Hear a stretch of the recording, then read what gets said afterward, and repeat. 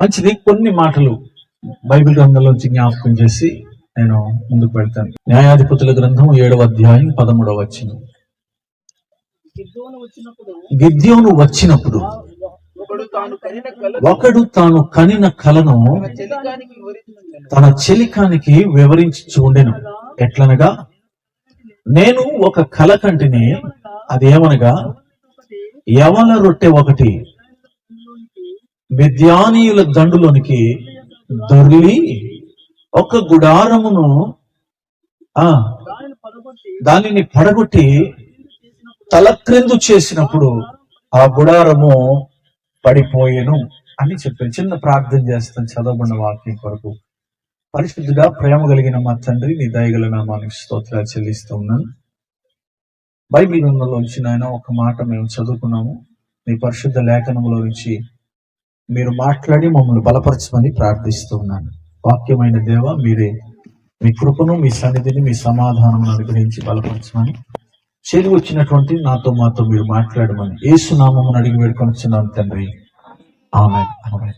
చూడండి, నా వైపు చూడండి. ఎవరు కూడా మీ మనసులో అటు వెళ్ళనివ్వకండి. బైబిల్ ఇంటికి వెళ్ళిన తర్వాత చదువుకోండి. 7వ అధ్యాయం న్యాయాధిపతుల గ్రంథం. చక్కగా మీకు అర్థమయ్యే రీతిగా చెప్తాను, శ్రద్ధగా నా మాటలు వినాలి. ఆది కాండం, ఈ న్యాయాధిపతుల గ్రంథం 7వ అధ్యాయం 13వ వచనంలో ఒక మాట చదువుతూ ఉన్నాం. ఇద్దరు గుడారంలో కూర్చుని మాట్లాడుకుంటున్నారు. స్నేహితులు ఇద్దరు. అక్కడ మనం చదివితే ఏమని రాయబడి ఉందంటే, ఒకనికి కల వచ్చిందట. ఆ కల తన ఫ్రెండ్కి చెబుతున్నాడు, రాత్రి నాకు ఒక కల వచ్చింది, నా చెలికాడువైన నీతోటి, నా స్నేహితుడైన నీతోటి ఆ కళ నేను చెప్పాలనుకుంటున్నాను అని ఆ సందర్భం మనకు అక్కడ కనబడుతుంది. మనకు కూడా రాత్రిపూట ఏమొస్తూ ఉంటుంది? కళలు వస్తూ ఉంటాయి. కొన్ని కళలు గుర్తుంటాయి, కొన్ని కళలు మర్చిపోతూ ఉంటాం. రాత్రి ఏదో మంచి కళ వచ్చిందిరా, విమానంలో వెళ్ళినట్టు అని కొంతమంది అంటారు. నేను ఎక్కడో పెద్ద ఫంక్షన్ లో ఉన్నట్టు కళ వచ్చింది, లేకపోతే అక్కడ ఉన్నట్టు కళ వచ్చింది, ఇక్కడ ఉన్నట్టు కళ వచ్చింది, కళలు చెబుతాను. కొన్ని కళలు గుర్తుంటాయి, కొన్ని కళలు ఏమవుతుంటాయి? మర్చిపోతుంటాయి. ఇద్దరు ఫ్రెండ్స్ మాట్లాడుకుంటున్నారు.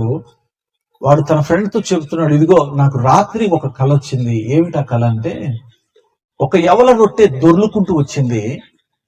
యవల రొట్టె దొర్లుకుంటూ వచ్చి గుడారాన్ని పడేసింది. అది మిద్యానీయుల గుడారము అని చెప్తున్నాడు. చాలా ఆశ్చర్యంగా ఉంది కదా ఈ కళ. మనం ఏంటంటే, యవల రొట్టె ఎంత ఉంటది? మహా అంటే అరచేతి కంటే కొంచెం పెద్దగా ఉంటది. ఈ యవల రొట్టె ఏం చేసిందట? దొర్లుకుంటూ వచ్చి గుడారాన్ని పడేసిందట. గుడారం ఎలా ఉంటది? గుడారం అంటే ఒక 4-5 నివసించడానికి అనుకూలంగా ఉంటది. 4-5 నివసించేటువంటి ఆ స్థలము దానికి ఉంటది. అంత పెద్దగా ఉంటది. రొట్టె ఎంత ఉంటది? చిన్నది రొట్టె, అరచేయి అంతగా, లేదంటే మా అంటే కొంచెం పెద్దగా ఉంటది ఆ రొట్టె. ఈ రొట్టె అట, యవల రొట్టె ఒకటి దొర్లుకుంటూ వచ్చి గుడారాన్ని గుద్దితే ఆ గుడారం మొత్తం ఏమైపోయిందట? చాలా విచిత్రంగా ఉంది ఇతనికి వచ్చినటువంటి కళ. ఆ కళ చెబుతున్నాడు తన ఫ్రెండ్ తోటి, రాత్రి నాకు కళ వచ్చింది, ఈ కళలో ఒక రొట్టె దొర్లుకుంటూ వచ్చి గుడారాన్ని పడేసింది. ఈ సందర్భం అసలు ఎందుకు రాయబడింది, ఏంటి ఈ సంగతి ఒకసారి నేను జ్ఞాపకం చేస్తాను, శ్రద్ధగా నా మాటలు వినాలి. దేవుడు భూమి మీద మనుషులను సృజించిన తర్వాత, భూమి మీద ప్రజలు పెరుగుతూ ఉన్న సమయంలో పాపము కూడా విస్తరిస్తూ వచ్చింది. ఆది నరుడైన ఆదాము అవ్వలు పండు తిని ఏదెను తోటలోంచి బయటకు వచ్చేసిన తర్వాత భూమి మీద పాపం పెరుగుతూనే వచ్చింది. ఈ పాపమును తీసివేయాలని దేవుడు నోవహు అనే నీతిమంతుడిని కనుగొని, ఆ నీతిమంతుడైనటువంటి నోవహు ద్వారా కూడా భూమి మీద పాపం లేకుండా చేయాలని ప్రయత్నించాడు. ఒక పెద్ద ఓడ తయారు చేసి ఓడలోనికి అందరినీ నిలబెట్టి మిగతా అంతటిని కూడా నాశనం చేసేసాడు. అయినా కూడా నోహు తరం తర్వాత కూడా మరలా పాపం ప్రారంభమైంది. మనుషులు ఎలా పెరుగుతున్నారు, పాపం కూడా అలా పెరుగుతూ వచ్చింది. భూమి మీద మనుషులు పెరుగుతున్న కొలది పాపం పెరుగుతూ వచ్చింది. ఇలా కాదు అని దేవుడు ఒక ప్రణాళిక వేసుకున్నాడు. ఇక మనుషుల పాపం ఎలాగూ పోవట్లేదు. వాళ్ళు ఎన్నో బలులు అర్పిస్తున్నారు, ప్రార్థనలు చేస్తున్నారు, బలిపీఠాలు కడుతున్నారు, కానీ భూమి మీద పాపం పోవడానికి అవకాశం ఏం లేదు గనక నేనే స్వయంగా భూమి మీదకి వెళ్ళాలి, నేనే సర్వమానవాళి కొరకు కూడా నా ప్రాణమును, నా రక్తమును చిందించాలి అని దేవుడు తలంచి, మనం క్రిస్మస్ పండుగ మత్తయి సువార్తలో చదువుకుంటాం, కానీ దేవుని ప్రణాళిక మాత్రం ఆది కాండంలోనే ఉంది ఈ భూమి మీదకి రావడానికి.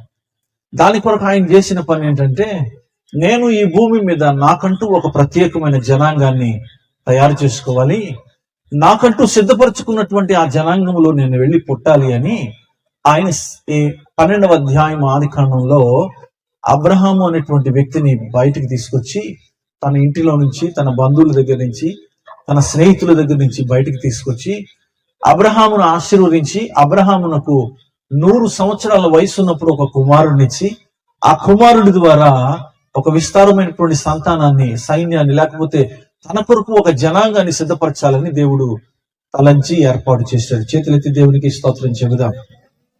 నా మాటలు మీకు అర్థమవుతుంటే స్తోత్రం చెప్పాలి. మంచిది. ఇలా దేవుడు అబ్రహాము ద్వారా అబ్రహామునకు ఇస్సాకు అనే కుమారునిచ్చి, ఇస్సాకునకు యాకోబు అనే కుమారునిచ్చి, వారి ద్వారా ఇశ్రాయేలు అనబడిన జనాంగం అంతటిని కూడా తయారు చేశారు.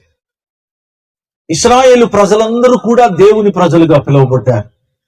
ఇశ్రాయేలు ప్రజలందరూ కూడా దేవుని నామములో ఆరాధించేవారు.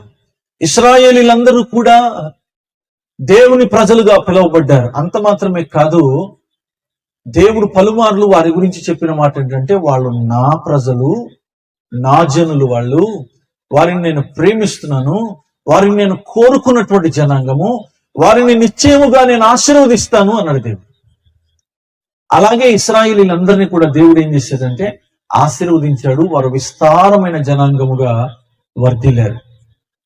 ఇంత వర్ధిల్లినటువంటి ఇశ్రాయేలు ప్రజలు చాలాసార్లు మనం చదువుతాం బైబిల్ గ్రంథంలో, కొన్నిసార్లు దేవునికి విరోధంగా తప్పులు చేస్తూ, దేవునికి విరోధమైన పాపం చేస్తూ, ఏ దేవుడైతే వారిని సిద్ధపరిచాడో, ఏ దేవుడైతే వారి కొరకు మేలులు చేశాడో, ఏ దేవుడైతే వారి జీవితాల్లో ఆశీర్వాదాలు ఇచ్చాడో, ఏ దేవుడైతే నా ప్రజలు అని పిలిచాడో, అలాంటి ప్రజలందరూ కూడా చాలాసార్లు దేవునికి వ్యతిరేకంగా తప్పులు చేశారు. ఒక్కోసారి దేవుని విడిచిపెట్టేసి అన్యజనుల మధ్యకు వెళ్ళిపోయి, అన్యజనులు పూజించి హేయకరమైన విగ్రహములను పూజించి, అన్యజనులు చేసేటువంటి భయంకరమైన పనులు చేసి దేవునికి కోపం పుట్టించేవారు. ఇశ్రాయేలీలు ఎప్పుడు తప్పు చేసినా కూడా, నా మాట అర్థమవుతుందా? ఎవరు తప్పు చేస్తే, ఇశ్రాయేలీలు తప్పు చేసినప్పుడల్లా దేవుడు ఏం చేసేవాడంటే, పక్కన ఎవడో ఒక శత్రువుని లేపి కొద్ది రోజులు వీళ్ళని బాగా ఏలుబడి చేయండి అని శత్రువుని ప్రేరేపించేవాడు. ఇక శత్రువు వచ్చి ఇశ్రాయేలీ మీద పడి ఇశ్రాయేలీలందరినీ కూడా స్వాధీనపరుచుకుని వాళ్ళని బలవంతంగా భయంకరమైనటువంటి బానిసలుగా చేసుకుని ఉండేవాడు. ఇక ఈ బానిస బతకలేక ఇశ్రాయేలీలందరూ ఏం చేసేవాళ్ళు, మనం మర్యాదగా దేవుని వైపు చూస్తుంటే బాగుండురా, దేవుడు చెప్పిన పని చేస్తుంటే బాగుండు, మనం దేవునికి వ్యతిరేకంగా తప్పులు చేశాము, తప్పులు చేసిన కారణంగానే దేవుడు మనకి శిక్ష విధించాడు అని పశ్చాత్తాపంతో మరలా దేవుని సన్నిధిలో ప్రార్థన చేసేవారు. దేవుని సన్నిధిలో ప్రార్థన చేసినప్పుడల్లా దేవుడు ఏం చేశాడంటే, ఒక న్యాయాధిపతిని వారిలో నుంచి పుట్టించి, ఒక బలము కలిగిన, పరాక్రమము కలిగిన వ్యక్తిని దేవుడు సిద్ధపరిచి మరలా శత్రువు చేతిలో నుంచి వారిని విడిపిస్తూ ఉండేవాడు. చేతులెత్తి దేవునికి స్తోత్రం చెప్పాలి, గట్టిగా చెప్పాలి హల్లెలూయా. శత్రువు చేతిలో నుంచి విడిపించిన తర్వాత ఇశ్రాయేలీలందరూ బాగుండేవాళ్ళు మళ్ళా సంతోషంగా. మళ్ళీ కొద్ది రోజుల కల్లా ఏమైపోయేది, రాను రాను రాజుగుర్రం గాడిదైంది అన్నట్టు మళ్ళీ కొద్ది రోజుల తర్వాత మళ్ళీ ఏమొచ్చేది, వీళ్ళకి మళ్ళీ ఏదో ఒక మాయరోగం వచ్చేది. ఎవడో ఒకడు ఏదో ఒక పనికి మాలిన అలవాటు లోకంలో కనిపించడం, దాని వెనకాల వెళ్ళిపోవడం, మొత్తం ఇశ్రాయేలీలందరూ కూడా మళ్ళీ ఏం చేసేవారు, దేవునికి విరోధంగా లోకంలోకి వెళ్ళిపోయి లోకంలో బ్రతికేవారు. అలా ఇశ్రాయేలీలు తప్పు చేసిన ప్రతిసారి దేవుడు ఎవరో ఒక భక్తిని లేపి మళ్ళా వాళ్ళు ప్రార్థన చేసి పశ్చాత్తాపడిన తర్వాత, ప్రభువా క్షమించు అని అడిగిన తర్వాత విడిపించి తీసుకొచ్చేవాడు. ఇది ఇశ్రాయేలీలు ఆ దినాల్లో చేసినటువంటి పని బైబిల్ గ్రంథంలో మనకు కనబడుతుంది. అలా చాలా సార్లు దేవుడు వారిని విడిపించి తీసుకొచ్చిన కారణంగా న్యాయాధిపతులు అనేవారు ఇశ్రాయేలీలను శత్రువు చేతిలో నుంచి రక్షిస్తూ వచ్చేవారు. ఎవరు విడిపించేవారు? ఎవరు? న్యాయాధిపతులు. దేవునికి మహిమ కలుగును గాక.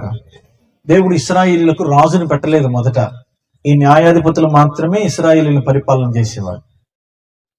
అలా దేవుడు ఇశ్రాయేలీలందరినీ కూడా న్యాయాధిపతుల ద్వారా నడిపిస్తూ వస్తూ ఉన్న కాలం న్యాయాధిపతుల కాలం. అందుకే మనకు న్యాయాధిపతుల గ్రంథం ఒకటి సిద్ధపరచబడి ఇశ్రాయేలీలను రక్షించినటువంటి, కాపాడినటువంటి, బాగు చేసినటువంటి న్యాయాధిపతులందరి గురించి కూడా రాయబడి ఉంది. ఆనాడు ఇశ్రాయేలు ప్రజలు ఎలాగో నేడు క్రైస్తవ సంఘము కూడా అలాగే ఉంది. ఆ మాట మీకు అర్థమైందమ్మా? అర్థమైందా? ఆ రోజు ఇశ్రాయేలీలు ఎలా ఉన్నారో నేడు క్రైస్తవ సంఘము కూడా అలాగే ఉంది. దేవుడు బాగా కనికరించి అన్ని ఇచ్చినంత వరకు ఎక్కడుంటారు? మందిరంలో ఉంటారు కదా. చక్కగా దేవుని మాటలు వింటూ, దేవుని పాటలు పాడుతూ, దేవుని కార్యక్రమాలు చేస్తూ, రోగం పోయే వరకు, కష్టాలు తీరే వరకు, బాధలు తీరే వరకు ఎక్కడుంటారు? మందిరంలో ఉంటారు. ఎప్పుడు గంట కొట్టినా సరే ఎక్కడుంటారు? దేవుని సన్నిధిలో ఉంటారు. హలో ప్రైజ్ ది లార్డ్ అనేటప్పటికల్లా ఎక్కడుంటారు? ప్రార్థన ప్రారంభమవుతుంది అనేటప్పటికల్లా ఎక్కడుంటారు? మందిరంలో ఉంటారు. అన్ని తీరిపోయి బాగున్న తర్వాత ఈడ దరిద్రమైన కళ్ళు పెంటలో కూర్చొని ఉంటాడు. అంటే అన్ని తీరిపోయినాయి కదా, కష్టాలన్నీ తీరిపోయినాయి, బాధలన్నీ తీరిపోయినాయి, ఇబ్బందులు ఏం లేవు. ఇప్పుడు బాగా సంతోషంగా ఉన్నప్పుడు ఎక్కడికి వెళ్ళి ఉంటాం? అంతవరకు దేవుని సన్నిధిలో హల్లెలూయా స్తుతి మహిమ ఎల్లప్పుడూ దేవునికి ఇచ్చేదామని అంటాం. కొంచెం బాగుండి దేవుడు డబ్బులు ఇచ్చి, ఆరోగ్యం ఇచ్చి, హాయిగా ఉండేటట్టు అన్ని ఏర్పాటు చేసినప్పటికల్లా ఆ పెళ్లిలో పెడతారు. ఏంటి నాన్న అది? అదేది ఆ డీజే అనేది పెట్టుకొని డ్యాన్స్లు వేసుకొని తాగి తందనాలాడి ఇష్టానుసారంగా లోకంలోకి పరిగెత్తుకొని వెళ్ళిపోతాం. మరలా దేవుడు మొట్టుకాయ కొట్టే వరకు మళ్ళీ ఎవరు జ్ఞాపకం రారు? దేవుడు జ్ఞాపకం రాడు. మరలా బాధ కలిగిన తర్వాత అబ్బా ప్రభు ఆరోగ్యం బాగాలేదు, అయ్యో ప్రభు నాకు కష్టం వచ్చింది, అయ్యో నాకు కన్నీరు వచ్చింది, అయ్యో నాకు ఇబ్బందులు వచ్చినాయి అని మళ్ళా పరిగెత్తుకొచ్చి దేవుని సన్నిధిలో ప్రార్థన చేస్తే దేవుడు మరలా ఆశీర్వదించేవాడు వాళ్ళని. మరలా ఆశీర్వదించిన తర్వాత మరలా కావాల్సినవన్నీ ఇచ్చిన తర్వాత మళ్ళీ సంతోషంగా ఉన్న సమయంలో మళ్ళీ దగ్గరికి వెళ్ళిపోతాడు. అయ్యా పలానా రోజు మీటింగ్ పెట్టుకుందాం మన ఊర్లో అన్నా అనుకుంటే, లేదు లేదు సార్ ఆ రోజు జాతర ఉందా మన ఊర్లో. ఏముందట? జాతర ఉందా? జాతర ముఖ్యమా, యేసయ్య ముఖ్యమా నీకు? ఏం కొనుక్కుంటావు? చంపపిల్లు కొనుక్కుంటావు వెళ్ళి జాతరలో. అదేదో జాతర అంటే ఆ జాతరకి వెళ్తే అక్కడ చెప్పుతోనే కొడతారంట. ఏం కొడతారు? అదేం జాతర నాకు తెలియదు కానీ మొత్తానికి కొడతారంట. ఆ చెప్పుతో కొడితేనే వీళ్ళకి ఆనందం అంట. ఆ చెప్పు దెబ్బ తిని అక్కడి నుంచి వస్తారంట. కష్టపడి నానా తంటాలు పడి ఎందుకు వెళ్తున్నావు బాబు అని అడిగితే అక్కడ చెప్పుతో కొడతారు సార్, చెప్పుతో కొట్టించుకుని. అదేం జాతర మరి? మీరు వెళ్తారా జాతరలకి? దేవునికి మహిమ కలుగును గాక. జాతరల గీతర్లన్నీ మడత పెట్టి లోపల పెట్టేయండి. మనకి జాతరలు ఏమీ లేవు. చేతులెత్తి స్తోత్రం చెప్పండి.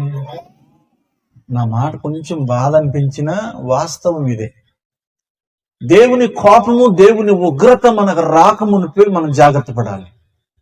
దేవుని యొక్క ఉపద్రవం మన మీదకి రాకముందే, ఆయన కోపం మన మీదకి రగులుకోకముందే. ఎందుకంటే ఆవిరి వంటి మన జీవితం ఏ క్షణంలో పోతుందో తెలియదు, ఎప్పుడు ఈ ఊపిరి ఆగిపోతుందో తెలియదు. ఇంత భయంకరమైనటువంటి పరిస్థితుల మధ్య మనం బ్రతుకుతున్నాం కనుక కేవలం దేవుణ్ణి పట్టుకుని మాత్రమే మనం జీవించాలి. చేతులెత్తి దేవునికి మంచి స్తోత్రం చెబుదాం. హల్లెలూయా, హల్లెలూయా. ఆనాడు ఇశ్రాయేలీలు కూడా చేసిన పని ఏంటంటే బాగున్నప్పుడల్లా లోకంలోకి పరిగెత్తుకుని వెళ్ళిపోయేవారు. అన్ని బాగున్నప్పుడల్లా, బాగా ఉన్నప్పుడల్లా పరిగెత్తుకుని వెళ్ళిపోయేవారు లోకంలో. దేవుని సన్నిధిలో బహు జాగ్రత్త కలిగి మనం బ్రతకాలి, శ్రద్ధ కలిగి బ్రతకాలి. ఇప్పుడు మనం చదువుతున్నటువంటి లేఖన భాగం దగ్గరికి వస్తున్నాం. అలాగే ఒకసారి ఇశ్రాయేలీలు తప్పు చేశారు, పాపం చేశారు, దేవుని దృష్టికి దోషులయ్యారు. 6వ అధ్యాయం 1వ వచనం మనం చదివితే, ఇశ్రాయేలీలు దేవుని దృష్టికి బహు దోషులైనందున దేవుడు వారిని మిద్యానీయులు అనే శత్రువుల చేతికి అప్పగించాడు అని రాయబడింది బైబిల్. ఇశ్రాయేలీలు దేవునికి విరోధముగా దోషులైపోయారు గనక, పాపం చేశారు గనక, తప్పిదం చేశారు గనక, భయంకరమైనటువంటి పాపంలో వారు మునిగి తేలుతున్నారు గనక వారిని దేవుడు మిద్యాని అనేటువంటి శత్రువు చేతికి అప్పగించాడు. దేవుడు మనల్ని శత్రువు చేతికి అప్పిస్తే వాడు మన ఇష్టం వచ్చినట్టు మనల్ని ఆడేసుకుంటాడు. శత్రువు చేతికి మనల్ని దేవుడు అప్పగించకూడదు ఎప్పుడు కూడా. బహు జాగ్రత్త కలిగి ఉంది. ఇశ్రాయేలీలు చేసిన తప్పిదానికి 6వ అధ్యాయం 1 నుంచి చదువుకుంటూ వెళితే 1వ వచనమే రాయబడింది, ఇశ్రాయేలీలు దేవుని దృష్టికి బహు దోషులై ఉన్నారు కనుక దేవుడు వారిని మిద్యానీయులకు అప్పచెప్పాడు. ఈ మిద్యానీయులు ఏం చేశారంట తెలుసా? వీళ్ళని ఇశ్రాయేలీలు అంటే ఎవరు చెప్పండి ఇప్పుడు? ఇశ్రాయేలీలు అంటే వారెవరు? దేవుని చెప్పాలి, గట్టిగా చెప్పాలి. వారు దేవుని యొక్క ప్రజలు. కానీ ఎవరి చేతిలోకి వెళ్ళిపోయారు? శత్రువు చేతిలోకి వెళ్ళిపోయారు, మిద్యానీయుల చేతిలోకి వెళ్ళిపోయారు. వాళ్ళు ఏం చేశారంటే తెలుసా? తినడానికి తిండి లేకుండా చేశారు, ఉండడానికి నివాసం లేకుండా చేశారు.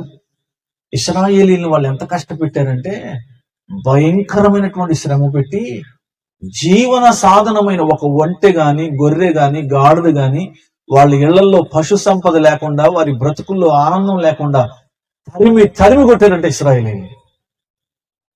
ఈ మిద్యానీయుల దెబ్బ తాళలేక ఈ ఇశ్రాయేలీలందరూ కొండల్లో, బొరియల్లో, ఎక్కడెక్కడో గుహల్లో దాక్కుని బ్రతికారట ప్రాణం కాపాడుకోవడానికి.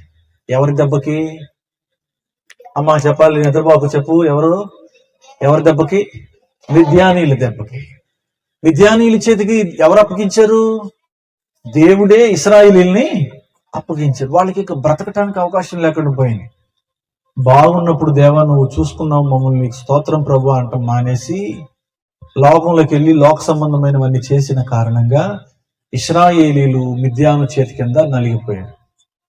తర్వాత జరిగిన సంగతి ఏంటంటే, ఇశ్రాయేలీలందరూ ప్రభువా ఈ బాధ మేము పడలేకపోతున్నాం, శత్రువైన మిద్యానీయుడు మమ్మల్ని చంపేస్తున్నాడు, మేము ఎక్కడ బ్రతుకుతున్నాం కూడా మాకు తెలియట్లేదు, ఎలాగైనా మమ్మల్ని కాపాడు ప్రభు అని ప్రార్థన చేస్తే దేవుడు గిద్యోను అనే వ్యక్తిని లేవనెత్తి ఇశ్రాయేలీలను శత్రువు చేతిలో నుంచి విడిపించాడు. దేవునికి మహిమ కలుగును గాక. ఎవరిని పంపించాడు? వాళ్ళలో ఎవరిని లేవనెత్తాడు?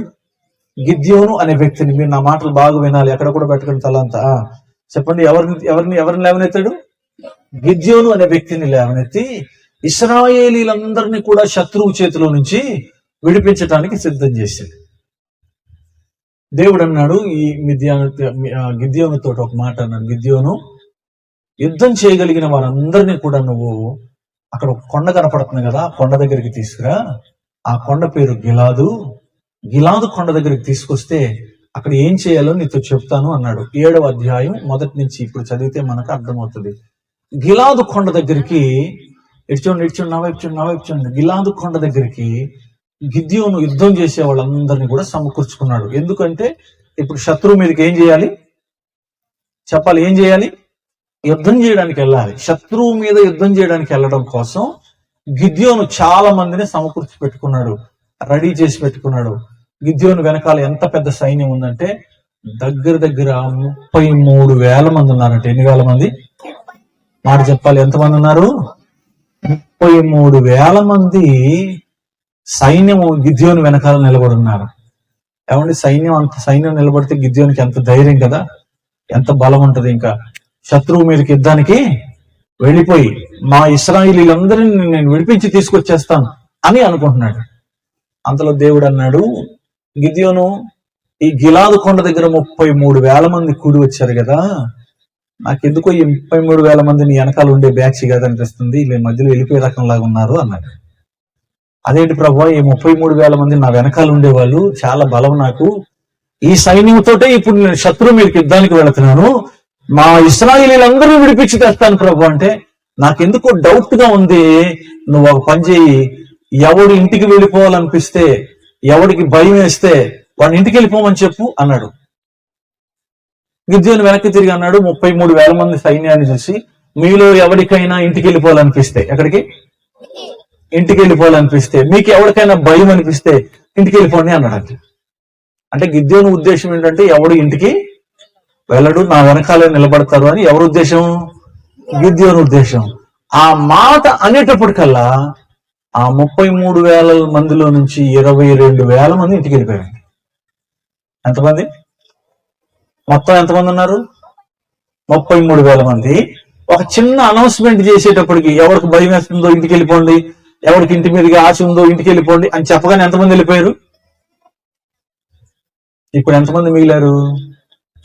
ఆ కొండ దగ్గర ఎంతమంది మిగిలారు చెప్పండి? 33,000 మందిలో 22,000 మంది వెళ్ళిపోయారు కదా, ఇంకెంతమంది ఉన్నారు? 10,000 మంది ఉన్నారు. స్తోత్రం చెప్పండి గట్టిగా, నా మాట గట్టిగా చెప్పాలి. హల్లెలూయా, హల్లెలూయా. 22,000 మంది ఇంటికి వెళ్ళిపోయారు. ఏంట్రా బాబు, దేవుడేమో యుద్ధం చేయమన్నాడు, నేనేమో ఈ 33,000 మందిని చూసుకుని ధైర్యంగా ఉన్నాను. ఇప్పుడు మిగిలిన వాళ్ళు ఎంతమంది? 33,000 మందిని 32,000 మందిని చూసుకుని ముడిసిపోయాను. 32,000 మందిని. మిగిలిన వాళ్ళు ఎంతమంది ఉన్నారు?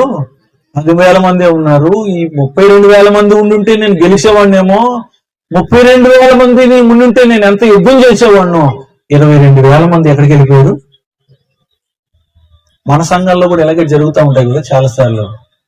ఉన్నంతసేపు ఉండి ఉండి ఉండి ఉండి టపిక్ మీద వెళ్ళిపోతాడు. ఎప్పుడు వెళ్ళిపోతాడు తెలియదు. ఎక్కడికి వెళ్ళామంటే బావికి వెళ్ళాను, ఎక్కడికి వెళ్ళామంటే పొలానికి వెళ్ళాను, ఎక్కడికి వెళ్ళానంటే విత్తనం వేయడానికి వెళ్ళాను. అంతసేపు బాగానే ఉంటారు. ఉండి సడన్ గా ఎక్కడ ఉన్నావు? గద్వాల్లో ఉన్నానంటాడు. ఇంతసేపు ఇక్కడే ఉన్నావు కదయ్యా, ప్రార్థనకు వస్తానన్నావు, మీటింగ్కి వస్తానన్నావు, ఇప్పుడే దేవుని వాక్యం వింటానన్నావు, అన్ని చేస్తానన్నావు, ఉన్నటువంటి వెళ్ళిపోయామంటే అవును సార్ గద్వాలు వెళ్ళాను సార్. గిద్యోని వెనక్కి చూస్తే 32,000 మందిని చూసి మరిసిపోయాడు. అబ్బో మామూలుగా కాదు. నా వెనకాల ఎంతమంది ఉన్నారు? 32,000 మంది ఉన్నారు. మామూలు విషయం కాదు. ఎవరితోనైనా నేను పోరాడగలను అనుకుంటా. మనకు ఒక ఇద్దరు వెనకాల ఉంటే చాలు, మామూలు పట్టుకోలేం కదా, మనల్ని మామూలుగానే పట్టుకోలేం. 32,000 మంది గిద్యోని వెనకాల ఉంటే ఇంకెంత. మేము కూడా పాస్టర్లు అలాగే అనుకుంటాం చాలాసార్లు. మా వెనకాల ఎంత పెద్ద సంఘం ఉందో, ఓ ఎంత పెద్ద విశ్వాసులు ఉన్నారో మా పక్కన, మా వెనకాల వాళ్ళు ఉన్నందుకే మాకు చాలా ధైర్యం అనుకుంటాం. కానీ అది వాపురా బాబు, బలం కాదని తర్వాత తెలుస్తుంది మాకు. మేము అనుకుంటాం, ముందే అనుకుంటాం, ఏమనుకుంటాం, అబ్బో మా వెనకాల ఎంతమంది ఉన్నారని. తీరా చూసేటప్పటికి ఇంటికి ఎవరికైనా వెళ్ళాలనిపిస్తే వెళ్ళండి, ఇంటికి మీకు ఎవరికైనా భయం వేస్తే వెళ్ళండి అంటే ఎంతమంది వెళ్ళిపోయారు? 22,000 మంది వెళ్ళిపోయారు. మిగిలిన వాళ్ళు ఎంతమంది? ఇప్పుడు గిద్యోను డల్ అయిపోయాడు. యుద్ధం చేయాలంటే అన్ని వేల మంది ఉంటే ఏదో యుద్ధం చేయడానికి వెళ్ళొచ్చు, కానీ ఈ 10,000 మంది ఏం యుద్ధం చేయను ప్రభా, ఎందుకు అనవసరమైన చేయించావు, వీళ్ళందరూ వెళ్ళిపోయారు ఇంటికంటే. దేవుడు అంటున్నాడు, నాకు డౌట్ ఈ 10,000 మంది కూడా ఉండరు. ఏమంటున్నాడు దేవుడు? ఈ 10,000 మంది కూడా ఉండరు, నాకెందుకు డౌట్ ఉంది, ఇందులో చెల్లిపెట్టేట్టున్నారు. ఇదేంటి ప్రభా, ఈ 10,000 మంది కూడా లేకపోతే నేను ఏమో యుద్ధం చేయను ప్రభా అంటే, లేదు లేదు లేదు లేదు, వీళ్ళందరినీ పరీక్ష పెట్టి, వీళ్ళందరికీ పరీక్ష పెట్టు, ఎవడు గెలిస్తే పరీక్షలో ఆడి నీ పక్షాన యుద్ధం చేసేవాడు, మిగతా వాళ్ళందరినీ ఇంటికి పంపించాను. ఈ 10,000 మందిని తీసుకెళ్లి ఒక చెరువులో నిలబెట్టాడు మనోడు. చెరువులో నిలబెట్టి ఏం చేశాడు తెలుసా? మోకాలు ఇలా వంగకూడదంట, ఇలా వంగకూడదంట, మోకాలు ఇలా వంగకుండా పైనుంచే తల ఇటు నాలుగు ఎటు పెట్టి నాలుగుతో నీళ్లు తాగాలంట. ఈ మోకాలు వంగకూడదు. అలా ఎవరు తాగుతారో వాళ్ళని బయటికి తీ అన్నాడు. ఆ 10,000 మందిని ఆ పరీక్ష పెడితే, పోలీస్ పరీక్ష పెట్టినట్టు పెట్టాడు మనోడు అక్కడ. ఆ పరీక్ష పెట్టేటప్పటికల్లా ఎంతమంది పరీక్షలో పాస్ అయ్యారంటే 300 మంది పాస్ అయ్యారు. ఎంతమంది పాస్ అయ్యారు? మిగతా ఎంతమంది వెనక్కి? 9,700. అసలు మొత్తం ఎంతమంది ఉండేవారు ఈయన దగ్గర? 32,000 మంది ఉంటే 32,000 మందిలో ఫస్ట్ బ్యాచ్ ఎంతమంది వెళ్ళిపోయారు? 22,000 మంది వెళ్ళిపోయారు. పరీక్ష పెట్టేటప్పటికల్లా ఎంతమంది వెళ్ళిపోయారు? 9,700 మంది వెళ్ళిపోయారు. మిగిలిన వాళ్ళు ఎంతమంది ఇప్పుడు? 300 మంది. ఇదిగో ఉపవాస ప్రార్థన ఫస్ట్ రోజు ఎంతమంది ఉన్నామో, రెండో రోజు ఎంతమంది ఉన్నామో, మూడో రోజు ఎంతమంది ఉన్నామో, మధ్యలో ఎంతమంది తప్పించుకుపోయామో, ఆకలేసి ఎంతమంది తినేసామో, ఇంటి మీద ప్రాణం కలిగి ఎంతమంది వెళ్ళిపోయామో, దేవుని సన్నిధిలో ప్రార్థించకుండా ఎంతమంది వెళ్ళిపోయామో, ఇవన్నీ లెక్కలు కట్టుకుంటే ఇప్పుడు మన సంఘం గురించి ఒకసారి చూసుకోవాలి, ఒకసారి జాగ్రత్త. కానీ మీరందరూ బాగా మంచోళ్ళలాగా ఉన్నారు, స్తోత్రం చెప్పండి. గట్టిగానే ఉపవాసం ఉన్నట్టున్నారు, గట్టిగానే ఉపవాసం ఉన్నట్టున్నారు కదా. దేవునికి స్తోత్రం చెప్పండి. ఈ మధ్య చాలా సంఘాల్లో తినేసి ఉపవాసం చేస్తాను, మీకు తెలుసా? ఏం ఉపవాసం? తినేసి ఉపవాసం ఉంటుంది. ఈ కోత ఉపవాసం ఉన్నట్టు ఇది. ఏం ఉపవాసం ఇది? కోత. చెప్పాను ఎంతకుముందు కోత ఉపవాసం చెప్పానా? చెప్పలేదా? కోతులన్నీ కలిసి 3 రోజులు ఉపవాస ప్రార్థన పెట్టుకున్నాయంట. ఎవరో కోతులన్నీ కలిసి పెట్టుకున్నాయంట, పెద్ద ఉపవాస ప్రార్థన పెట్టుకున్నాయంట 3 రోజులు. ఇక లాస్ట్ రోజు ఉపవాస ప్రార్థన లాస్ట్ రోజు అయ్యేటడికి పొద్దున్నే మళ్ళీ 10 గంటలకల్లా ఉపవాస ప్రార్థన స్టార్ట్ అయిపోద్దని కోతులన్నీ రెడీ అయిపోయి కూర్చున్నాయంట. కోతులన్నీ రెడీ కూర్చుంటే ఒక కోతి, పెద్ద కోతి లేచిందంట. సార్ ప్రార్థన చేయకముందు నాకు చిన్న రిక్వెస్ట్ సార్, చెప్పండి, మీ మాట మాకు చాలా ఇంపార్టెంట్, ఎందుకంటే మీరు పెద్ద కనుక మీ మాట మేము వినాలి. ఏంటి చెప్పండి అంటే, సాయంత్రం 5 గంటలకి ఉపవాస ప్రార్థన అయిపోద్ది కదండి, ఉపవాస ప్రార్థన అయ్యేటప్పటికి అప్పుడు వెళ్ళి భోజనం తీసుకురావాలంటే చాలా కష్టమైన పని అయిపోద్ది. అందుకనే ఉపవాస ప్రార్థన స్టార్ట్ అవ్వకముందే మనం కొన్ని అరటిపళ్ళు తెచ్చి ఇక్కడ పెట్టుకుని వెంటనే ఉపవాస ప్రార్థన స్టార్ట్ చేద్దాం అన్నట్టు ఆ పెద్ద కోతి. మిగతా కోతులన్నీ ఇది కరెక్ట్, మంచి ఐడియా, బెస్ట్ ఐడియా, ఇంతకు మించిన ఐడియా ఇంకెవరు ప్రపంచంలో ఎవరు అని చెప్తే వెంటనే 10 కోతులు వెళ్ళిపోయి 10 గెలలు ఏం తీసుకొచ్చాయి, అరటిపళ్ళు తెచ్చేసి గెలలన్నీ అక్కడ పెట్టేశారండి. ఒక్క వరుస రెడీ ఉన్న కోతులన్నీ రెడీగా పెట్టుకుని ఇక ప్రార్థన స్టార్ట్ చేసుకున్నాం. మనం చాలా లేట్ అయిపోయింది, ఇప్పటికే అరటిగెల తేవడానికి చాలా ఆలస్యం అయిపోయింది. ప్రార్థన స్టార్ట్ చేద్దాం. సార్ నాది కూడా ఒక చిన్న రిక్వెస్ట్. ఇంకొకటి లేచారండి, ఇంకో కోతి లేచి అంటున్నాను, ఇంకో చిన్న రిక్వెస్ట్ సార్, సాయంత్రం 5 గంటలకి మరి ఈ ఉపవాస ప్రార్థన అవుతుంది కనుక సాయంత్రానికి చాలా నీరసం అయిపోతారు సార్. మనం ఆ గెలలు తెంపి కూడా ఎవరికి ఇవ్వలేము సార్, అంత నీరసం వచ్చేస్తుంది. గనుక ఎవరి అరటిపళ్ళు వాళ్ళకి ముందే పంచిపెట్టేసి ఎవరి అరటిపళ్ళు వాళ్ళ దగ్గర పెట్టుకున్నాక ఏం స్టార్ట్ చేద్దాం, ఉపవాస ప్రార్థన స్టార్ట్ చేద్దాం sir. Very good, well done, wonderful idea. అసలు ఇంతకు మించిన గొప్ప ఐడియా ఇంకోటి ఏముండదు అంటాడికి. టపా టపా టపా టపా టపా అరటిపళ్ళు అన్ని మొత్తం అందరికి ఆ కోతులన్నీ రెడీగా పెట్టేసుకుని ఉన్నాయి. ఎక్కడ పెట్టుకుని ఉన్నాయి? ఓకే, ఎవరి అరటిపళ్ళు వాళ్ళకి దొరికినాయి కనుక ఏ సునాములో ప్రార్థన ప్రారంభించుకుందాం అంటాడికి. మళ్ళీ ఇంకో కోతులు సార్ నాది కూడా వచ్చిందా? చెప్పండి, మీ సలహాలే మాకు కావాలి. మీరు సలహాలు చెప్పకపోతే మాకు చాలా కష్టం, మీరు చెప్పండి సలహాలు అన్నాడు. సార్ నా బాధ అంతా ఏం లేదు, ఎవరి అరటిపళ్ళు కూడా వాళ్ళకి ఇచ్చేశారు, ఎక్కడెక్కడ పంచిపెట్టేశాం. సాయంత్రం 5 అయ్యేటప్పటికి నీరసం అయిపోతుంది కనుక ఇలా అరటిపండు ఒలుసుకుని తినడానికి కూడా మనకేముండదు, శక్తి ఉండదు సార్. ఇంకా ఇలా తోలు ఒలిసి కూడా తినలేం కనుక ప్రార్థన స్టార్ట్ అవ్వకముందే మనం ఏం చేద్దాం, తోలు అంతా ఇలా ఒలిసేసి ఇలా రెడీగా పెట్టుకుని స్తోత్రం స్తోత్రం స్తోత్రం అని సాయంత్రం 5 గంటల వరకు చెప్పి వెంటనే తినేయచ్చు సార్. అప్పుడు ఇబ్బంది ఉండదు. తోలు ఒలుసుకునే బలం కూడా మనకు సాయంత్రం ఒకవేళ ఉండదేమో ఉపవాస ప్రార్థనలో. కనుక ఇది మొత్తం తీసేసి తోలు పెట్టుకుని రెడీగా మనం ప్రార్థన చేద్దాం సార్ అని.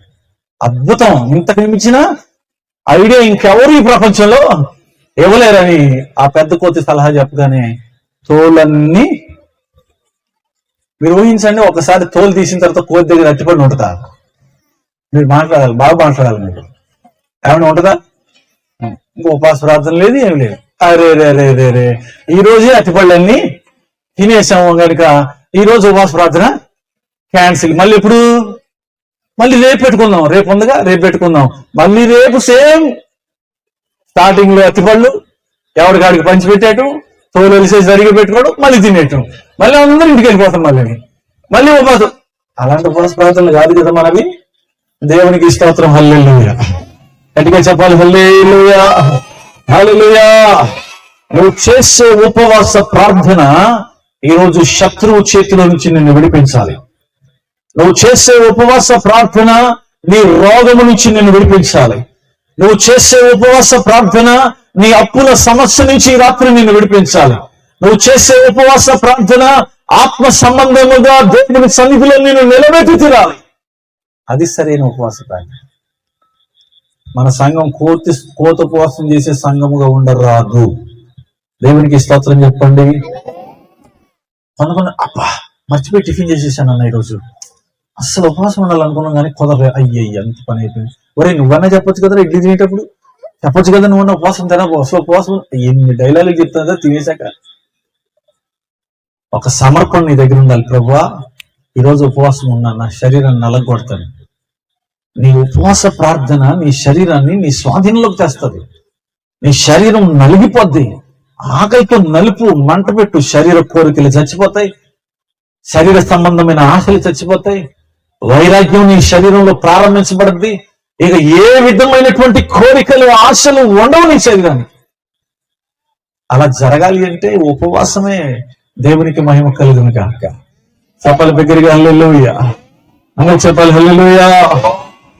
ప్రార్థన, ఉపవాస ప్రార్థన మన జీవితాల్లో లేని కారణంగానే శత్రువును జయించలేకపోతుంది. గిద్యోను అనుకున్నాడు, వీళ్ళందరూ నా వెనకాలే ఉంటారు, వీళ్ళందరూ నా వెనకాలే ఉంటారు. ఒక మాట చెప్పిన, కష్టం వచ్చినప్పుడు ఎవడు నీ వెనకాల నిలబడ్డు, శ్రమ కలిగినప్పుడు ఎవడు నీ వెనకాల నిలబడ్డు, ఒక్కడే నీ వెనకాల నిలబడగలిగింది ఆయన ప్రభు అయిన యేసయ్య. చేతులైతే దేవునికి స్తోత్రం చెబుదా. చెప్పండి హల్లెలూయా.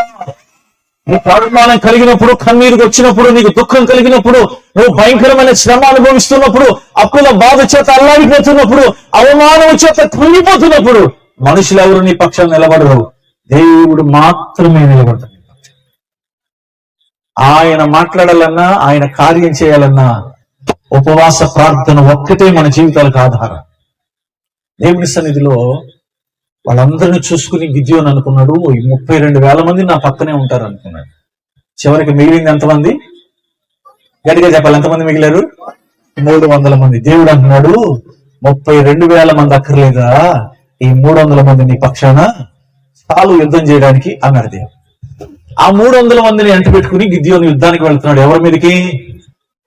మిద్యానీయుల మీదకి, శత్రువు మీదకి యుద్ధానికి వెళ్తున్నాడు. ఆ 300 మందిలో ఇద్దరు మాట్లాడుకుంటున్నారు. రాత్రి వేళ ఒకడికి ఏమొచ్చింది? కల వచ్చింది. ఒరే, ఎవల రొట్టె దొర్లుకుంటూ వచ్చి మిద్యాను గుడారాన్ని ఏం చేసింది? కొలిచేసిందిరా.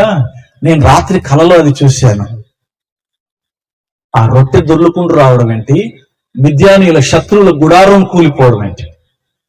ఎవల రొట్టె గురించి కొన్ని మాటలు చెప్తాను, నా మాట మీరు బాగా వినాలి. ఎంతమందికి రొట్టె గురించి తెలుసు? రొట్టెలు ఎంతమంది చేస్తారు ఇంటి దగ్గర? ఇంత అమాయకులు నేను ఎక్కడ చూడలేదు. మామూలుగా జనరల్ గానే చూడలేదు నేను ఎక్కడ. అంటే రొట్టె ఎంతమంది చేస్తారంటే చెప్పొచ్చు కదా, మనకు తెలుసా? రొట్టె చేయడం తెలీదా? మరి అంత అమాయకులను చూస్తాను ఇంకా. అయ్యో, ఇది ఎక్కడ కూడా తెలియదు. రొట్టె వచ్చి కదా మనకి. ఎలా ఉన్నారంటే మొన్న ఒక విషయం జరిగింది మా మా మా మా కర్నూలులో. మా సంఘస్థులే భార్య బయటికి వెళ్తా చెప్పిందంటే, భర్తతోటి చెప్పింది, వచ్చేటప్పుడు వాళ్ళు రొట్టె చేసి వంకాయ చేసి పెట్టన్నారు. ఏమంది? వచ్చేటప్పుడు ఏంది అట్టున్నారు మీరు. ఇప్పుడు రొట్టె మాకు చేయటం రాదు, మా ఆయన వచ్చి చేస్తాడు అన్నట్టు ఉంది కథ. ఏమండి, ఎవరు చేస్తారు? మనమే కదా చేసేది. అమ్మ మీరే కదా చేసేది రొట్టె. మరి చెప్పరేంటి అలాగే? స్తోత్రం చెప్పండి ఒకసారి గట్టిగా. రొట్టె అందరికీ తెలుసు కదా. ఇంకో విషయం, విషాదకరమైన విషయం చెప్పనా? రొట్టె చేసి ఇంట్లో వంకాయ చేసి పెట్టంతే ఆమె బయటికి వెళ్ళగానే ఈయన ఊరేసుకుని చచ్చిపోయాడు. నన్ను రొట్టె చేయమంటదా అని.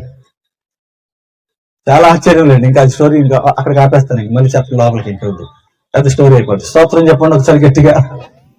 అంటే ఆ రొట్టె ఎవరు చేయటం వచ్చు అంటే చెప్పాలి మీరు చక్కగా. ఎవరికి వచ్చు రొట్టె? అది చూసారు, ఇప్పుడు బాగా చెప్పారు. ఇందాక ఏదో ఆలోచిస్తున్నారు, రొట్టె ఎవరు చేస్తారు? నేను చేస్తామా ఆయన చేస్తానా, నేను చేస్తానా ఆయన చేస్తాను అన్నట్టు చూసారు ఇందాక. ఇప్పుడైతే బాగా చెప్పారు. అంటే స్టోరీ చెప్తే అర్థమైందా? ఓహోహో, ఇలా చెప్పాలి మీకు.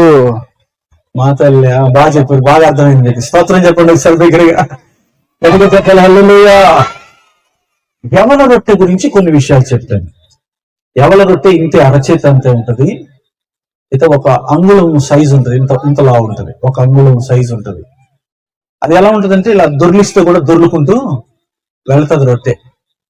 ఆ రొట్టె ఎలా చేస్తారు అనేది ఒక్క విషయం చెప్పి వెళ్తాను మీకు, ముందుకు వెళ్తాను. ఇచ్చు నా వైపు చూడండి. అమ్మా ముగిచేస్తాను, తొందరగా ముగిచేస్తాను తొందరగా. రొట్టె ఎలా చేస్తారో మీకు బాగా తెలుసు, అయినా నేను చెప్తాను ఒకసారి. ఈరోజు రొట్టె ఎలా చేయాలో మీరు యూట్యూబ్ లో చూస్తూ ఉంటారు కదా, వంటలు పేరెంటాలు ఏంటమ్మా వంటలు ఇంకా ఏదో ఉంటుంది కదా, సో వంట చిట్కాలు అన్ని వస్తూ ఉంటారు కదా. అలా మీరు ఈరోజు అనుకోండి, అలాగే అనుకోండి రొట్టె చేయటం ఎలా అనేది చెప్తాను ఇప్పుడు మీకు. నేను ఒక రొట్టె చేయాలంటే పొలంలో పంట పండితే ఆ పంటలో, ఆ పొలంలో ఉన్న గింజలన్నిటి కూడా ఏం చేయాలి? తెంపి వాటిని శుభ్రపరిచి ఒక కొట్టులో పోసి శుభ్రపరిచి దాన్ని ఒక చోట భద్రం చేసి, అవి బాగా ఎండిన తర్వాత వాటిని తీసుకెళ్లి దంచి చక్కగా పిండిలా చేసి, ఆ పిండిలా తినేస్తే రొట్టె అవ్వదు కనుక దాంట్లో నీళ్లు గాని పాలు గాని వేసి కలిపి చక్కటి ఒక ముద్దలాగా తయారు చేసి, అలా కలిపిన దాన్ని అలాగే తినేలేం కనుక దానికి ఒక ఆకారం, గుండ్రటి ఆకారమో లేకపోతే ట్రయాంగిల్ షేప్ ఒకటి తయారు చేసి ఒక కర్రతో దాన్ని చక్కగా ఒత్తితే ఏమవుతుంది? ఒక చక్కగా రొట్టె. లేకపోతే చేత్తో, అమ్మ చెప్పాలి, మీరు కొడతారు లేదా? మరి చెప్పండి, మీరు చెప్పకపోతే ఎవరో కొడుతున్నట్లు లెక్క అది. చెప్పండి. చక్కగా దాన్ని ఒక ఆకారంలోకి తీసుకొచ్చి దాన్ని తీసుకెళ్లి పెనం మీద వేసి కాల్చి, ఒక పక్క కాలిస్తే కుదురుతుందా? కుదరదు. రెండు పక్కల కాల్చి అప్పుడు అది ఏం తయారవుతుంది?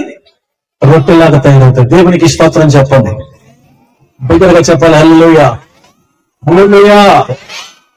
ఇది ఒక రొట్టె తయారయ్యే క్రమం. నేను ఈ మాటలో ఉన్న ఆత్మ సంబంధమైన సంగతులు చెప్పి ప్రార్థన చేస్తాను. లోకం అనే పొలములో మనం ఉండగా నా ప్రభు అయిన యేసయ్య తన సేవకులను పంపి ఆ లోకములో నుంచి మనల్ని వేరుపరిచి గింజలాగున్న మనలందరినీ తీసుకొచ్చి తోలు ఏం చేశారు, దాని మీద శుభ్రం చేసి తోలు మొత్తం తీసేసి ఒక కొట్టులో, అంటే సంఘము అనే కొట్టులో నిన్ను చేర్చి ఆరబెట్టి ఏం తిప్పుతారమ్మా, ఏమంటారు, ఏ రాయి తల్లి, ఇసురాయిలో వేసి నిన్ను నన్ను మొత్తం గింజలన్నీ పిండిగా చేసి వాక్యం అనే పాల చేత, పరిశుద్ధాత్మని నీళ్ల చేత, పరిశుద్ధాత్మని నూనె చేత నిన్ను కలిపి సిద్ధం చేసి ఒక రొట్టె ముద్దలాగా తయారు చేసి దాన్ని కర్రతోటి నొక్కి ఒక మంచి ఆకారాన్ని తీసుకొచ్చి పరిశుద్ధాత్మ అగ్ని అనే మంట మీద పెట్టి అటుపక్క ఇటుపక్క కాలిస్తే ఒక రొట్టెలాగా సంఘము తయారవ్వాలి. దేవునికి స్తోత్రం చెబుదాం. హల్లెలూయా. అంటే ఇక్కడ ఉన్న ఒక్కొక్కరం ఒక్కొక్క పొలములో నుంచి తెంచబడి లోకములో నుంచి వేరుపరచబడిన గింజలం అన్నమాట. ఈ గింజల్లాగా ఉంటే కుదరదు. గింజలు ఏమవ్వాలి, పిండి అవ్వాలి. గింజగా ఉన్నంత వరకు అది చాలా గట్టిగా ఉంటుంది. దాన్ని నొక్కినా కూడా చాలా మనకే చేయి నొప్పి వస్తుంది గట్టిగా ఉన్నంతసేపు. చాలా మంది జీవితాలు లోకములో నుంచి మందిరంలోకి వస్తాయి, కానీ మందిరంలో కొట్టులో చేర్చబడిన తర్వాత మెత్తని పిండిగా మాత్రం ఎప్పటికీ మారరు. కఠినంగా ఉంటారు, మూర్ఖంగా ఉంటారు. ఆ కఠినమైన స్వభావం పోవాలంటే వాక్యం అనే సుత్తి చేత నేను ఏమవుతా ఉండాలి, దంచబడుతూ ఉండాలి. సేవకుడు చేసే పని అదే. నిన్ను లోకంలోంచి తెంపుకొచ్చి ఇక్కడ పెట్టి సుత్తితోటి ఏం చేస్తా ఉంటాడు, ప్రతి వారం వాక్యమైన సుత్తితోటి కొడతా ఉంటాడు. చాలా మందికి ఏమనిపిస్తుంది అంటే, పాస్టర్ గారు నాకే సుత్తి పెట్టి ఈ వాక్యం నాకే చెప్పాడైనా, నన్నే కొట్టాడైనా, నన్నే నలగొట్టాడైనా, నన్నే నలిపాడైనా, నన్నే పిండిలాగా చేశాడు. నువ్వు పిండిలాగా ఉంటేనే రొట్టెలోకి వెళ్ళగలుగుతావు. గింజలాగా ఉంటే దాన్ని తీసి పక్కన ఇసురాయి వేసి తిప్పుతున్నప్పుడు కొన్ని గింజలు పక్కకి వెళ్ళిపోతుంటాయి. చూసారా మీరు ఎప్పుడైనా? తిప్పుతుంటే తప్పించుకుపోతుంటాయి కొన్ని గింజలు. అవి కూడా తెచ్చి ఎందులో వేయాలి, మళ్ళీ ఇసురాయిలు వేసి తిప్పాలన్నమాట. అందుకే మందిరం నుంచి తప్పిపోతున్న గింజలన్నిటిని కూడా సేవకుడు ఏం చేస్తా ఉంటాడు, తప్పిపోయిన ప్రతి గింజ తెచ్చి ఇందులో పెట్టి మాట్లాడండి తల్లి, ఇదేదో తెలియనట్టు చెప్తున్నారా? తిప్పుతా ఉంటేనే అదేమవుద్ది, పిండి అవుద్ది. పిండి అయిన తర్వాత నేను గింజను, నేను ఫలానా అని చెప్పడానికి అవకాశం ఉందా? ఇంకా కలిసిపోయిన తర్వాత ఏం అవకాశం ఉండదు. సంఘము కూడా పిండిలాగా కొట్టబడితే, వాక్యం చేత నలగొట్టబడితే, అలా పిండిలా కలపబడినంతా కూడా ఒక రొట్టె ముద్దలాగా తయారవుతుంది. దేవునికి మహిమ కలుగును గాక. హల్లెలూయా, హల్లెలూయా. అలా కలపబడి వాక్యం చేత, నూనె చేత, పరిశుద్ధాత్మ చేత కలపబడినటువంటి ఆ పిండి ముద్దకు ఒక మంచి ఆకారాన్ని దేవుడిస్తాడు. సంఘమునకు ఒక అద్భుతమైన ఆకారము, క్రీస్తు యేసు పోలికలోనికి సంఘము ఆకారంలోకి వస్తుంది. దేవునికి మహిమ కలుగును గాక. హల్లెలూయా, హల్లెలూయా. ఒక మంచి ఆకారం ఆ రొట్టెకి వచ్చిన తర్వాత పరిశుద్ధాత్మ అగ్ని చేత అటుపక్క ఇటుపక్క కాల్చబడి ఒక అద్భుతమైన రొట్టెలాగా తయారవుతుంది. ఇప్పుడు చూడండి, ఈ రొట్టె దొర్లుకుంటూ వెళ్ళి దేన్ని పడేసింది, శత్రువు గుడారాన్ని పడేసింది. సంఘము ఐక్యత కలిగి ఉంటే, సంఘము ఒక రొట్టె వలె సిద్ధపడితే, సంఘము ఒక రొట్టెలాగా తయారైతే, నీ ఎదుట ఉన్న ఏ మిథ్యాను శత్రువు అయినా సరే, అది అప్పుల సమస్య గాని, అది అనారోగ్య సమస్య గాని, అది మనల్ని ఎలాంటి అవమానకరమైన పరిస్థితి అయినా కానీ, సంఘము ఐక్యత కలిగి ఒక రొట్టె వలె మారితే దొర్లుకుంటూ వెళ్ళి ఈ శత్రువు గుడారాలైన సంఘము పోల్చగలుగుతుంది. దేవునికి మహిమ కలుగును గాక. ఇలా సంఘాలకు నేటి దినాల్లో అంత బలం లేకపోవడానికి కారణం ఏంటంటే, సంఘములో ఐక్యత లేకపోవడం, సంఘములో బలం లేకపోవడం, సంఘమంతా ఒక మాట మీద ఉండకపోవడం, సంఘమంతా ఒక తాటి మీదకి రాకపోవడం, సంఘమంతా ఒక రొట్టె వలె తయారు కాకపోవడం.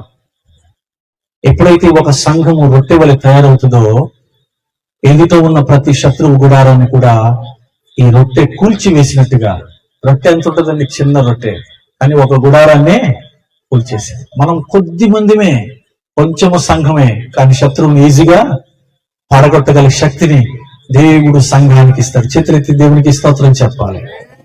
ఇక్కడిగా చెప్పాలి హల్లెలూయా, హల్లెలూయా. మరి ఈ 3 రోజుల సభలు ఎందుకో తెలుసా? గింజలాగా ఉన్న మనందరినీ ఏం చేయాలని దేవుడు పిండిలాగా మార్చి ఒక మంచి రొట్టెలాగా మార్చాలని. మరి ఇక్కడ ఎంతమంది ఇంకా గింజలాగా ఉన్నారో, పిండిలాగా అయ్యారో, లేకపోతే కాల్చబడ్డారో, రొట్టెలాగా అయ్యారో నాకైతే తెలియదు. కానీ మనందరం ఒక సంఘము, ఒక రొట్టె వలె మారితే తప్ప నీ ఇంటి చుట్టూ ఉన్న శత్రువు గుడారాన్ని నువ్వు ఏమాత్రం కూడా కూల్చలేవు. నీ ఊరు చుట్టూ ఉన్న శత్రువు గుడారాన్ని నువ్వు ఏమాత్రం కూడా కూల్చలేవు. నీ దేశము చుట్టూ వేయబడిన శత్రువు గుడారాన్ని నువ్వు ఎప్పుడు కూల్చలేవు. మనకు ఒకడే శత్రువు, వాడు అపవాది. వాడు ప్రతి క్షణం ఏం చేస్తూ ఉంటాడు? మన మీద దాడి చేస్తూ ఉంటాడు. ఎప్పుడు మన మీద దాడి చేస్తూ ఉంటాడు. మనల్ని పాడు చేయాలని, మనల్ని నాశనం చేయాలని, అనారోగ్యం పాలు చేయాలని, అప్పుల పాలు చేయాలని, కష్టాల పాలు చేయాలని, శ్రమల పాలు చేయాలని శత్రువు ఎప్పుడు ప్రయత్నం చేస్తూనే ఉంటాడు. ఈరోజు మన జీవితాల్లో ఆ శత్రువుని ఎదుర్కోవాలంటే సంఘము ఒక రొట్టె వలె తయారవ్వాలి. చేతులైతే దేవునికి స్తోత్రం చెందాం. ఓ సంఘమా, సర్వంగమా, పరలోక రాజ్యపు ప్రతిబింబమా, యేసయ్యను ఎదుర్కొనగా నీతినలంకరించి సిద్ధపడుమా. ఓ సంఘమా వినుమా, చల్లగనైనా వేచగను, ఉండిన నీకది మేలగును.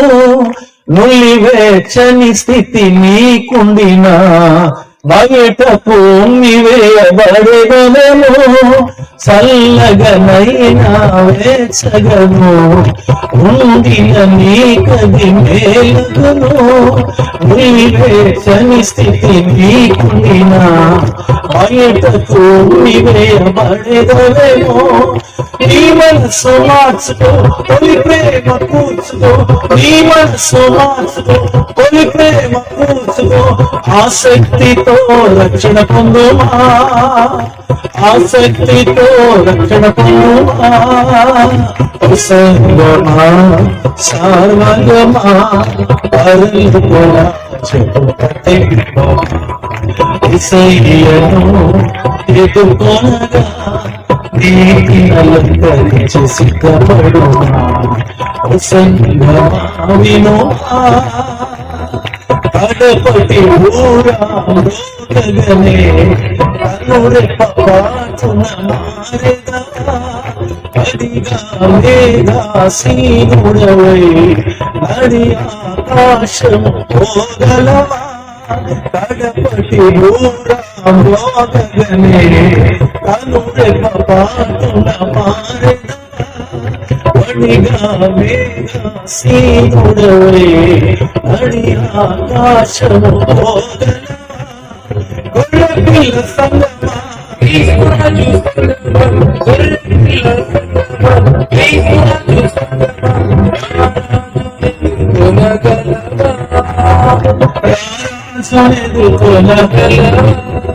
ఆమెను సంగమా, సావగమా, పరలోక రాజ్యపు ప్రతిబింబమా, యేసయ్యను ఎదుర్కొనగా నీతినలంకరించి సిద్ధపడుమా. సంగమా వినుమా. చల్లగానే ఉండాలి, వెచ్చగానే ఉండాలి. మనం ఎలా ఉన్నాం? వెచ్చగా ఉన్నాం. ఎలా ఉన్నాం? చల్లగా ఉంటేనే మంచిది, లేకపోతే వెచ్చగానే ఉంటుంది. ఇక్కడన్నా ఉండాలి, లేకపోతే అక్కడ అంటే అది ఏంటది? ఇక్కడన్నా ఉండాలి, లేకపోతే బాగా చెప్పండి తల్లి. ఎక్కడ ఉండాలి? జాతరలో. మరి అక్కడ ఎక్కడంటే కుదరదు. మరి ఏదో ఒక చోటే ఉండాలి. ఒక చోట ఉంటేనే బాగుంటది. అక్కడ ఉన్నాం అనుకో, ఎటు నరకానికి వెళ్తా, పెద్ద ఫీలింగ్ ఏముండదు. ఇంకా ఎంతగా బజ్జీ అయినట్టు నిన్ను ఎలాగ నూనెలో పెట్టి ఏంటో సార్ పెద్ద విషయం ఏం కాదు. ఇంకా అక్కడే అలాగే ఉండి అట్టే బజ్జీలతో నువ్వు అలా వెళ్ళిపోతావు, ప్రాబ్లం ఉండదు. కానీ ఎక్కడ ఉన్నప్పుడు మాత్రం ఎక్కడికి వెళ్ళడానికి ప్రయత్నం చేయాలి? పరలోకం వెళ్ళడానికి మాత్రమే ప్రయత్నం చేయాలి. నీ చుట్టూ వేయబడిన ప్రతి శత్రువు కోట గోడ కూల్చివేయబట్ట కొరకు ఈరోజు ప్రభు సన్నిధిలో, అయ్యా నేను ఒక మంచి రొట్టె వలె తయారవుతాను, ప్రతి శత్రువు గుడారాన్ని కూల్చివేస్తాను ప్రభు అని ఒక మంచి సమర్పణ ప్రభు దగ్గర చేయి. రాత్రి దేవుడు నిన్ను నన్ను ఒక యవల రొట్టె వలె చేయును గాక. చెబుదాం దేవునికి స్తోత్రం. చెప్పాలి మరొకసారి బిగ్గరగా. ఒకసారి మీ పక్క వారికి షేక్ హ్యాండ్ చెప్పండి. మనం అందరం కలిసి ఒక రొట్టె వల్ల తయారవుదాం అని చెప్పి. వావ్ వావ్, చాలా బాగా చెప్పారు. అంటే ఇక్కడ వరకే ఉంటుందా, రోడ్డు ఎక్కే కూడా ఉంటుందా? ఉంటది కదా. నాకు డౌట్గానే ఉంది. మనందరం ఎలా తయారవ్వాలి? రొట్టె వల్ల తయారైతేనే శత్రువును మనం ఏం చేయగలం? ఎదుర్కొని జయించగలుగుతాం. దేవుడు అలాంటి కృప ఈ 3 దినాల సభల తర్వాత మనందరికీ అనుగ్రహించి నడిపించిన కాక. అర్థం చేద్దాం. వీలు కలిగిన వారందరూ మోకరించండి ప్రభు సన్నిధిలో. పిల్లలు మోకాళ్ళ మీద ఉందాం.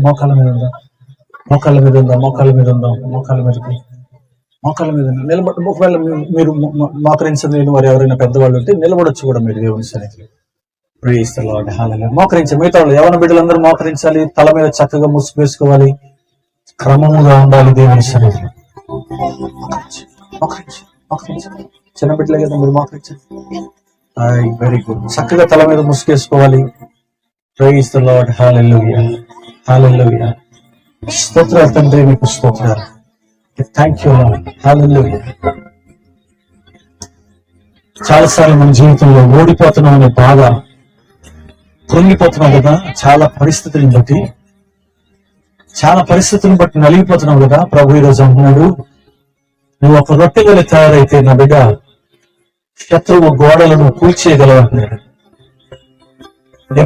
ఎవరికి చెప్పుకోలేని వేదన నీ జీవితంలో ఉంది. నీ కష్టం నువ్వు ఎవరికి చెప్పుకోలేకపోతున్నావు. మానసికంగా ఎంతో నలిగిపోతున్నావు. ఆర్థిక ఇబ్బందుల చేత, అప్పుల బాధ చేత, కన్నీటి చేత, భర్త వలన సమస్య, భార్య వలన సమస్య, పిల్లల వలన సమస్య, కుటుంబంలో ఎన్నో సమస్యలు ఎదుర్కొన్నావు. శత్రువు నీ చుట్టూ ముట్టడి వేశాడు. శత్రువు నీ చుట్టూ గట్టు కట్టేశాడు. నిన్ను అటు ఇటు కదలకుండా చేసేస్తున్నాడు శత్రువు. ఈరోజు ప్రభు అంటున్నాడు, ఇదిగో నీవు రొట్టె వలె తయారైతే నీ ఎదుట ఏ పాతాళ ద్వారము నిలవకుండా నేను చేస్తానన్నాడు. నా ప్రియ బిడ్డ, ప్రియ తల్లి, ప్రియ సహోదరి, ప్రియ చెల్లి, ప్రియ తమ్ముడా, ఇదిగో ప్రభు నీతో మాట్లాడుతున్నాడు ఈరోజు. అయ్యా, ఈ కృపలో నన్ను అలా సిద్ధపరిచి నేను నలగొట్టబడాలి. వాక్యం చేత పిండిలా మారాలి. నా కఠినత్వం పోవాలి. నా మూర్ఖత్వం పోవాలి. 2 తలంపులు పోవాలి. ఇక్కడ బ్రతికే జీవితం పోవాలి. ఒకే చోట బ్రతికే జీవితం కావాలయ్యా.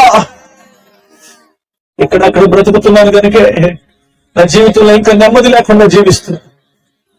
అందుకే నీ మానసికమైన వేదన పోవట్లేదు. ఎవరికి చెప్పుకోలేని బాధ నీది. ప్రియ సహోదరి, నీ మనసులో బాధ ఎవరికి చెప్పుకోలేకపోతున్నా. చెప్పుకుంటే అవమానం అయిపోతానేమో. ఈ బాధ చెప్పుకుంటే నన్ను అందరూ చులకనగా చూస్తారేమో. ఈ బాధ నా జీవితాన్ని ఎంత కఠినమైన పరిస్థితికి తీసుకెళ్తుందని రోధిస్తున్నావు. ప్రభు ఈరోజు అంటున్నాడు, నీ పక్షాన్ని యుద్ధం చేయవాడిని నేనే. నువ్వు రొట్టె వలె తయారైతే చాలు. నువ్వు దొర్లుకుంటూ వెళితే చాలు. ఇదిగో మిథ్యాల గుడారాలు కూల్చివేయబడతాయి. ప్రతి సమస్య కూల్చివేయబడింది. ఈరోజు గొప్ప జయం ప్రభు నీకు ఇవ్వబోతున్నాడు.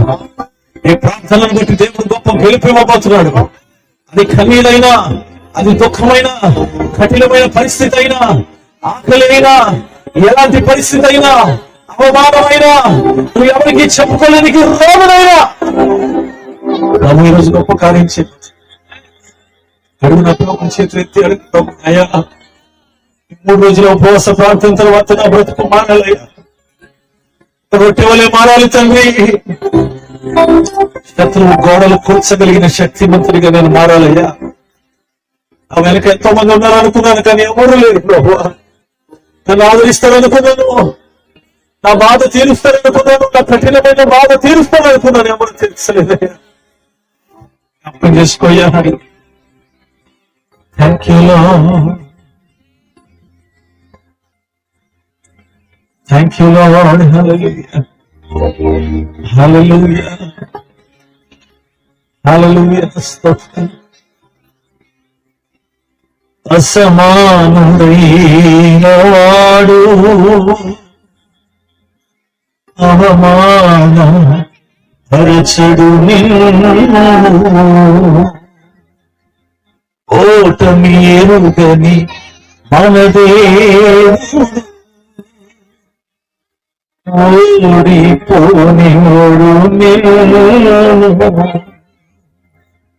ఘన కార్యాలెన్నో చేసిన వాడు కష్టకాలమందు నీ చేయి విడుచునా. అసాధ్యములెన్నో చేసిన సియోను దేవుడే నిన్ను సిగ్గుపడనీయుడు. కనికరాపుడే నీ కన్నీరు తుడుచును. సియోను దేవుడే నిన్ను సిగ్గుపడనీయుడు. కనికరాపుడే నీ కన్నీరు తుడుచును. చెప్తావు ఈ మాట, యేసయ్యా నీవు మాత్రమే నన్ను రక్షించగలిగిన వాడు, నీవు మాత్రమే శత్రువు చేతి నుంచి విడిపించగలిగిన వాడు. నాకేల శ్రమలంటూ కృంగిపోకుమా, తెరి చూడు యేసుని అగ్నిలో నిలిచెను నీకై. నాకేల శ్రమలంటూ కృంగిపోకుమా, తెరి చూడు యేసుని అగ్నిలో నిలిచెను నీకై. శత్రువు చేతికి నిన్ను అప్పగింపడు. చేతులు పైకెత్తి ఒక్క మాట నాతో చెప్పు. శత్రువు చేతికి నిన్ను అప్పగింపడు. అసమానుడైన వాడు అవమాన పరచడు నిన్ను. ఈ ఒక్క మాట చేతులు పైకెత్తి. సియోను దేవుడే నిన్ను సిగ్గుపడనీయడు.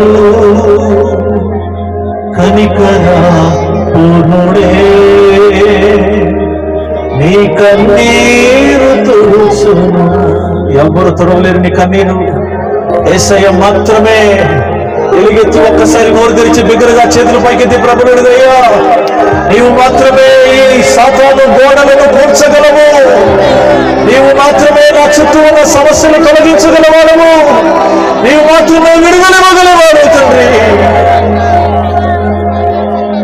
మారది తలరాతని దిగులు పడుకుమా, తేరి మారాను మధురముగా మార్చెను నీకై. మారది తలరాతని దిగులు పడుకుమా, మారాను మధురముగా మార్చెను నీకై. సియోను దేవుడే నిన్ను సిగ్గుపడనీయుడు. కనికరాపుడే. ఈ 3వ రోజు ఉపవాస ప్రార్థనలో ప్రభు నిన్ను దర్శించబోతున్నాడు. ఈ చుట్టూ ఉన్న శత్రువు గోడలు, ఈ శరీరంలో ఉన్న అనారోగ్యం, నీకున్న బలహీనతలు, ఈ ప్రతి విధమైనటువంటి ఇదిగో అప్పుల సమస్యలు, ప్రతి విధమైన ఆర్థిక ఇబ్బందులు యేసు తన అధికార నామములో లయపరచబోతున్నాడు. సియోను దేవుడే నిన్ను సిగ్గుపడనీయుడు. కనికరా పూర్ణుడే నీ కన్నీరు తుడుచును. ఈ ఒక్క మాట చెప్తావా? శత్రువు చేతికి నిన్ను అప్పగింపడు. శత్రువు చేతికి నిన్ను అప్పగింపడు. Yes, Master. We thank you, Lord. We thank you. Thank you. చేతులెత్తి బిగ్గరగా ప్రభుత్వం మాట్లాడు. ఈ సమస్యలన్నింటికీ రాత్రి జవాబు ప్రభు ఇవ్వబోతున్నాడు. ఆయన జవాబు ఇవ్వబోతున్నాడు. జవాబు ఇవ్వబోతున్నాడు. ఆయన నిశ్చయముగా ప్రభు కార్యం చేయబోతున్నాడు. గొప్ప విడుదల ఈ రాత్రి నీకు కలగబోతుంది. నీ కుటుంబంలో గొప్ప విడుదల కలగబోతుంది. దొర్లుకుంటూ వెళుతున్న ఒక అద్భుతమైన రొట్టె వల్ల దేవుడు నేను చేయబోతున్నాడు. శత్రువు ఇక నిన్ను తాకకుండా అని శత్రువులన్నింటినీ ప్రభు ఏర్పరచబోతున్నాడు. చప్పట్లు కొట్టి బిగ్గరగా ప్రభువు స్తోత్రం చెప్పు. కొద్ది చప్పట్లు గట్టిగా బిగ్గరగా ప్రభువా ఈ రాత్రి గొప్ప కార్యం నా కుటుంబంలో జరుగుతున్నందుకు స్తోత్రం.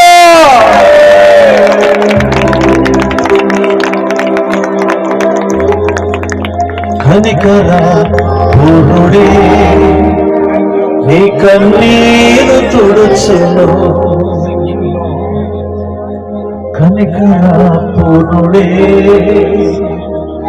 నీ కన్నీరు తుడుచును.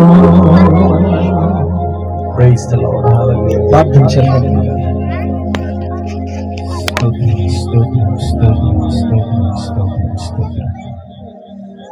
స్తోత్రం భగవానికి స్తోత్రం స్తోత్రం నాయన. Thank you lord.